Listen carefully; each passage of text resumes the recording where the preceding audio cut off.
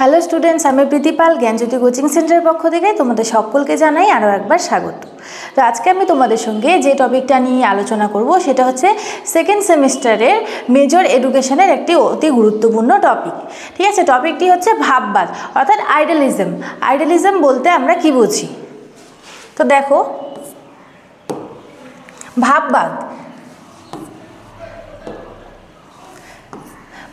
পাশ্চাত্য দার্শনিক মতবাদগুলির মধ্যে প্রাচীনতম মতবাদ হলো ভাববাদ। ঠিক আছে, এই যে পাশ্চাত্য যে দার্শনিক রয়েছে এই মতবাদগুলির মধ্যে প্রাচীনতম মতবাদ হচ্ছে ভাববাদ।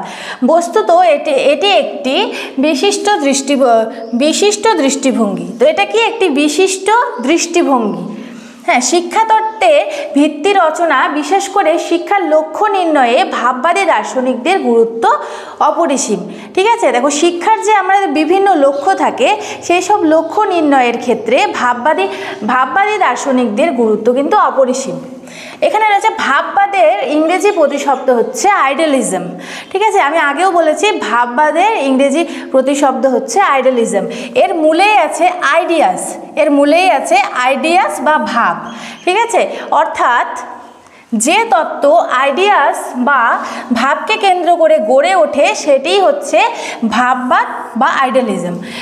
দেখো, যে তত্ত্ব আইডিয়াস বা ভাবকে কেন্দ্র করে গড়ে ওঠে সেটি হচ্ছে ভাববাদ বা আইডিয়ালিজম নামে পরিচিত। ভাববাদী মতবাদে বিশ্বাসী দার্শনিকরা মানুষ এবং বিশ্ব ব্রহ্মাণ্ডকে এক ভাবসুলভ সত্তার অংশ হিসেবে বিবেচনা করেছেন। তো তারা কি বলেছেন? যে আমাদের যে বিশ্ব ব্রহ্মাণ্ড রয়েছে সেটাকে ভাবসুলভ সত্তার অংশ হিসেবে তারা বিবেচনা করেছেন। হ্যাঁ, এদের মতে জড় জগৎ ছাড়া আরও একটা জগৎ রয়েছে। অর্থাৎ আমরা যে প্রাকৃতিক অনেক কিছু দেখতে পারি, যে এই জগৎ ছাড়াও আরও একটি জগৎ রয়েছে যাকে বলা হয় ভাবজগৎ। ঠিক আছে, তো তাদের মতে কি জড়জগৎ ছাড়াও আরও একটি জগৎ রয়েছে, সেটি হচ্ছে ভাবজগৎ। জগৎ আছে, সেটাকে বলা হয় ভাবজগৎ বা আধ্যাত্মিক জগৎ। ঠিক আছে, এটাকে কিন্তু আধ্যাত্মিক জগৎও বলা হয়। এই জগতের অধীশ্বর হলো সর্বজনীন মনের অধিকারী ঈশ্বর। ঠিক আছে, ঈশ্বর কিন্তু সমস্ত কিছু সৃষ্টি করেছে। যারা আমরা ঈশ্বরে বিশ্বাস করি তারা সবসময় মনে করি যে ঈশ্বর আমাদের সব কিছু সৃষ্টি করেছে। তাই এখানে দেখো বলা হয়েছে এই জগতের অধীশ্বর হলো সর্বজনীন মনের অধিকারী ঈশ্বর। ঠিক আছে, মানুষের জ্ঞান হলো সর্বজনীন মনের অংশ মাত্র। ঠিক আছে, এর মধ্যে মানুষের যে জ্ঞান রয়েছে সেটা হচ্ছে সার্বজনীন মনের একটি অংশ মাত্র। ঠিক আছে, মানব সত্তার লক্ষ্য হলো এই ব্রহ্ম বা ঈশ্বরকে উপলব্ধি করা। ঠিক আছে, তো আমাদের মানব সত্তার লক্ষ্য কি? এই যে ব্রহ্ম বা ঈশ্বরকে উপলব্ধি করা। ঠিক আছে, ঈশ্বর যেমন চিরন্তন সত্য, ঠিক তেমনই জীবনের মূল্যবোধগুলো চিরন্তন সত্য। ঠিক আছে, ঈশ্বর কিন্তু চিরন্তন সত্য, ঠিক সেরকমই জীবনের মূল্যবোধগুলোও কিন্তু চিরন্তন সত্য। দেখো, এরপরে রয়েছে ভাববাদের একটি বিশেষ দার্শনিক শাখা হিসেবে প্রতিষ্ঠিত হয়েছিল। তো কোথায় প্রতিষ্ঠিত হয়েছিল? প্রাচীন গ্রিক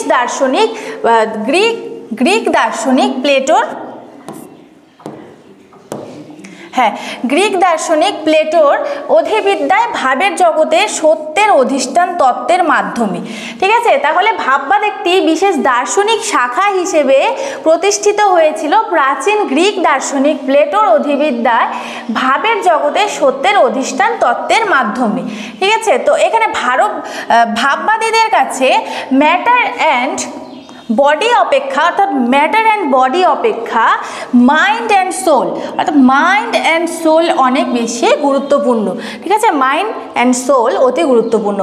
ভাববাদীরা মানুষের পার্থিব জীবন অপেক্ষা অপার্থিব জীবনের ওপর বেশি গুরুত্ব আরোপ করেন। ঠিক আছে, এই যে আমাদের পারিপার্শ্বিক যে জগৎ রয়েছে এর থেকে আধ্যাত্মিক জগতের আধ্যাত্মিক জগতের বিষয়ে বেশি গুরুত্ব আরোপ করেন। ভাববাদী দার্শনিকদের মতে মানুষ একটা আধ্যাত্মিক সত্তা নিয়ে জন্মায়। ঠিক আছে, প্রত্যেকটা মানুষেরই নিজ নতুন বা প্রত্যেকজনের কিন্তু আলাদা আলাদা সত্তা থাকে। তারা বিভিন্ন সত্তা নিয়ে জন্মগ্রহণ করে আর শিক্ষার মধ্যে দিয়ে তার প্রকৃত আত্ম উপলব্ধি ঘটে। আমরা যদি সঠিক শিক্ষা গ্রহণ করি তাহলে সেই শিক্ষার মাধ্যম দিয়েই প্রকৃত আত্ম উপলব্ধি ঘটে থাকে। ঠিক আছে, ফলে চিরন্তন সত্য যে ব্রহ্ম তাকে পাওয়ার পথে এগিয়ে যায়। চিরন্তন সত্য যে ব্রহ্ম অর্থাৎ ভাববাদীদের মতে চিরন্তন সত্য হচ্ছে ব্রহ্ম। তো চিরন্তন সত্য যে ব্রহ্ম তাকে পাওয়ার পথে এগিয়ে যায় যদি সে সঠিক শিক্ষা পায়। তাই রাঙ্ক বলেছে শিক্ষার কাজ হবে ব্যক্তির আধ্যাত্মিক সত্তার প্রসার করা। তো শিক্ষার কাজ কি হবে, যে আধ্যাত্মিক যে বিভিন্ন সত্তা রয়েছে ওর প্রসার ঘটানো। হ্যাঁ, শিক্ষাক্ষেত্রে ভাববাদকে যারা প্রয়োগ করেছেন তাদের মধ্যে কিন্তু অনেকের নামই আমরা দেখতে পারি, সেটা আমাদের ভারতে বিভিন্ন দার্শনিকের নামও রয়েছে।